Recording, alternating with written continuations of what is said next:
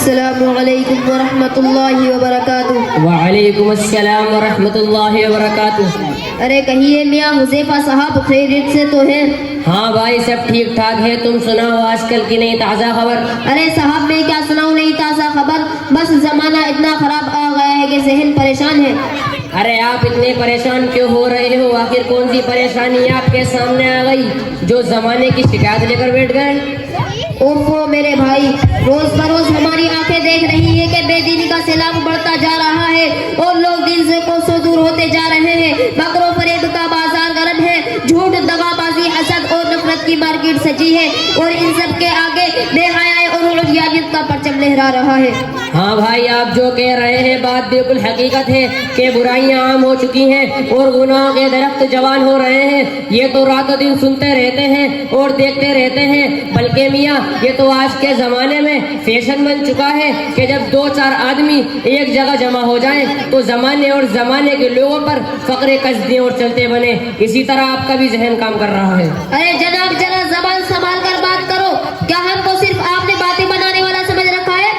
کیا ہم اپنا کلیجہ چیر کر دکھائیں کہ ہمارے دل میں قوم کا کتنا درد ہے اور قوم کے لیے راتوں کو کتنا تڑپتے ہیں؟ اوف بھائی آپ تو بگڑ رہے ہیں، اس میں غصہ ہونے کی کیا بات ہے؟ اگر واقعی آپ کا یہ جذبہ ہے کہ زمانے سے برائی کا اندھیرا چھٹ جائے اور اندھیرے میں روشنی کا دیا جلے تو آئیں ہم سب مل کر سوچیں آخر یہ صورت کیوں پیدا ہوئی، اس کا علاج کیا ہے، اس کو بدلنے کے لیے ہم کیا کر سکتے ہیں؟ ہاں تو آپ ہی بتائیے، ہم اسے بدلنے کے لیے کیا کر سکتے ہیں؟ اگر واقعی آپ کو ان حالات پر افسوس ہے اور چاہتے ہیں کہ برائی کا سیلاب ختم ہو تو باتیں بنانے سے کام نہیں چلے گا، بلکہ اس کے لیے میدان میں اتر جائیں۔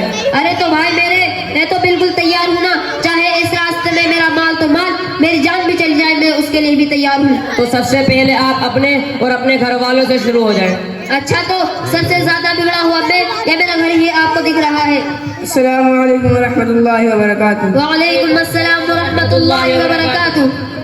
اللہ تبارک و تعالیٰ کا لاکھ لاکھ شکر اور اس کا احسان ہے کہ اس نے ہمیں اس نیک مجلس میں حاضری کا موقع فراہم کیا۔ کافی دیر سے آپ لوگوں کی دلچسپ گفتگو سن رہا تھا اور گفتگو کا موضوع بھی بہت اہم ہے، چونکہ دوسروں پر باتیں بنانا بہت آسان ہے اور خود کا اس پر عمل کرنا بہت مشکل ہے، اور آج صورت حال یہی ہے۔ اچھا تو آپ بھی میرے سینے پر دال ڈل رہے ہیں؟ نہیں جناب، ہم آپ کے سینے پر دال کیسے ڈل سکتے ہیں؟ آپ کا سینہ کوئی چکی کا پارٹ تھوڑی ہے، بلکہ یہ تو ہم نے اللہ کے فرمان کو آپ کے سامنے پیش کیا ہے۔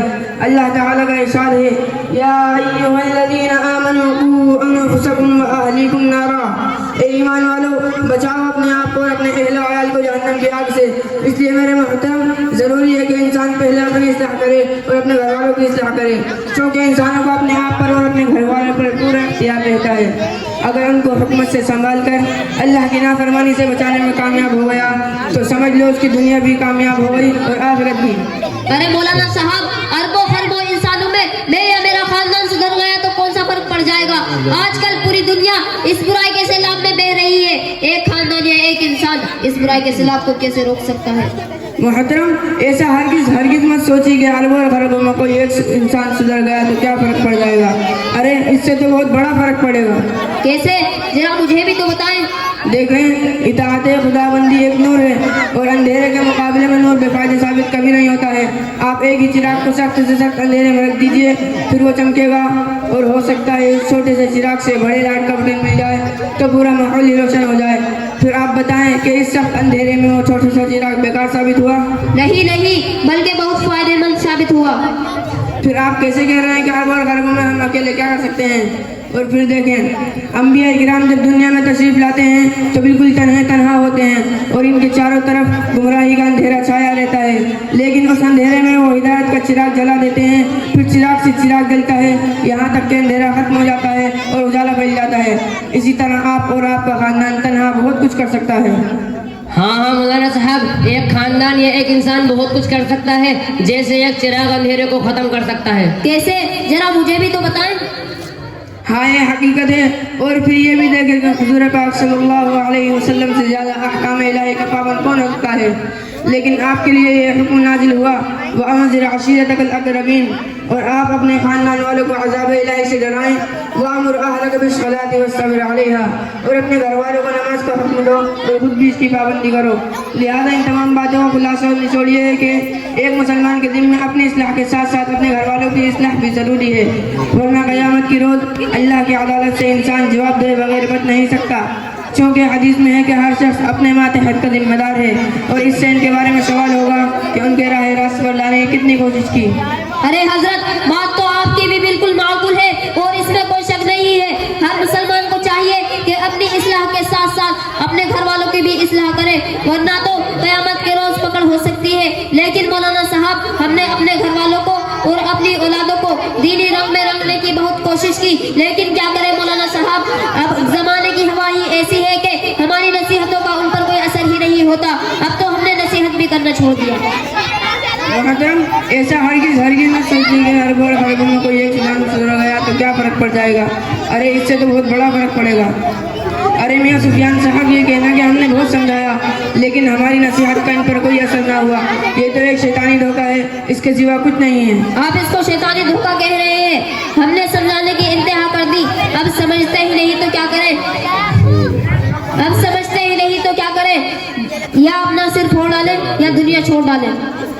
ارے میاں، سر بھی مت چھوڑیے، دنیا بھی مت چھوڑیے، اور ذرا سنجیدگی سے میرے سوالوں کا جواب دیجیے۔ ضرور کیجیے، کیا آپ کے سوالات ہیں؟ اگر آپ کی اولاد جسمانی طور پر بیمار ہو جائے تو آپ اس کو فوراً دواخانے لے کر بھاگتے ہیں؟ ہاں۔ یا وہ بچہ آپ کی نگاہوں کے سامنے جلتی ہوئی آگ میں جانے لگے تو کیا آپ یوں ہی آگ میں جلتا کو دیکھتے رہیں گے؟ نہیں، ہرگز نہیں۔ پھر کیا کریں گے؟ فوراً اس کو باہر نکالنے کی پوری کوشش کروں گا، چاہے میری جان ہی کیوں نہ چلی جائے۔ اچھا، تو اب سوال یہ ہے کہ آپ نے اپنی اولاد کو گناہوں میں مبتلا دیکھ کر بھی اتنی ہی تڑپ محسوس کی ہے جتنے کہ آگ میں دیکھ کر ہوئی تھی؟ اگر وہ واقعتاً دینی اور اخلاقی تباہی کو دیکھ کر اتنی ہی تڑپ پیدا ہوئی جتنے کہ آگ میں دیکھ کر ہوئی تھی تو بلا شبہ آپ نے اپنا فرض ادا کر دیا۔ لیکن اگر اتنی تڑپ نہیں ہے تو پھر کیا وجہ ہے کہ دنیا کی معمولی آگ کی وجہ سے تو آپ کے سینے پر سانپ لوٹ جاتا ہے، اور جہنم کی ہمیشہ رہنے والی آگ جس سے بچاؤ کی پھر کوئی صورت نہیں، وہاں آپ کی محبت جوش نہیں مارتی؟ حالانکہ سب سے پہلا فرض آپ کا یہ تھا کہ ان کو جہنم کے عذاب سے بچانے کی پوری کوشش کرتے، خواہش میں کامیاب ہوتے یا نہ ہوتے مگر اللہ کے پیغام کو پہنچانے والے بن جاتے۔ ماشاءاللہ مولانا صاحب، آج آپ نے دل خوش کر دیا۔ اب بے ساختہ دل سے دعا نکلتی ہے کہ تمام اہل گھر گھٹی کو اور اس میں تعاون فرمانے والوں کو ہر آفت و مصیبت سے بچائے اور ان کے کاروبار میں برکت عطا فرمائے اور آخر میں نجات کا ذریعہ بنائے۔ جنہوں نے اس بے دینی کے ماحول میں دین کا پودا لگایا، اللہ تعالیٰ اس پودے کو باغیچے میں تبدیل فرمائے۔ اور آخر میں یہ شعر کہہ کر اپنی بات ختم کر رہا ہوں۔ جاری رہے مدرسہ مصباح العلوم ہمارا، دے اس کو تو ترقی کر اس کا بول بالا، اس کی ہی روشنی سے ہو پورے رام نگر میں اجالا، مقبول یہ دعا ہو سن لے تو میرے مولا۔ اچھا مولانا صاحب، اب چلتے ہیں، پھر کبھی ملاقات ہوگی۔ اللہ تعالیٰ اس مجلس کو قبول فرمائے۔ آمین، اللہم آمین۔ ارے جناب، جانے سے پہلے یہ تو بتاتے جاؤ، آپ نے یہ سوچ اور زبردست معلومات کہاں سے حاصل کی ہیں؟ طبیعت چاہتی ہے کہ آپ کے والدین سے ملوں، ان کو مبارکباد پیش کروں۔ واقعی انہوں نے آج کے بگڑے ہوئے ماحول میں آپ کی بہترین تربیت کی ہے۔ آج ایسے ہی افراد کی ضرورت ہے اور ایسے ہی لوگوں کا بڑا اونچا مقام ہے۔ افسوس، صد افسوس آپ کی لاپرواہی پر۔ کیوں مولانا، کیا بات ہے؟ افسوس کس بات پر ہے؟ ارے آپ کے شہر رام نگر میں ایک مدرسہ ہے جس کا نام مدرسہ اسلامیہ عربیہ مصباح العلوم ہے، جو محلہ گلر گھٹی میں کئی سالوں سے چل رہا ہے۔ ہم اسی میں پڑھتے ہیں اور ہم کو یہ ساری چیزیں وہیں سے حاصل ہوئی ہیں جو بندے نے آپ کے سامنے ٹوٹی پھوٹی زبان میں ادا کر دی ہیں۔ وہ جو محلہ گلر گھٹی شہد فیکٹری کے پاس ہے؟ ہاں، وہی جو گلر گھٹی شہد فیکٹری کے پاس ہے۔ اچھا، تو میں بھی اپنے بچوں کو عید کے بعد سے وہیں داخلہ کراتا ہوں۔ ذرا یہ تو بتائیں وہاں ماہانہ فیس کیا ہے؟ ارے وہاں کوئی فیس ویس نہیں دینی پڑتی، بس آپ تو اپنے بچوں کو وہاں بھیج دیجئے۔ یہ تو اچھی بات ہے، بس میں اپنے بچوں کو وہیں داخل کرتا ہوں اور اللہ سے دعا کرتا ہوں کہ اللہ تعالیٰ مدرسے کو دن دونی رات چوگنی ترقی عطا فرمائے اور ان کے تمامی معاونین کو اجر جمیل عطا فرمائے، آمین۔ السلام علیکم۔ وعلیکم السلام ورحمۃ اللہ وبرکاتہ۔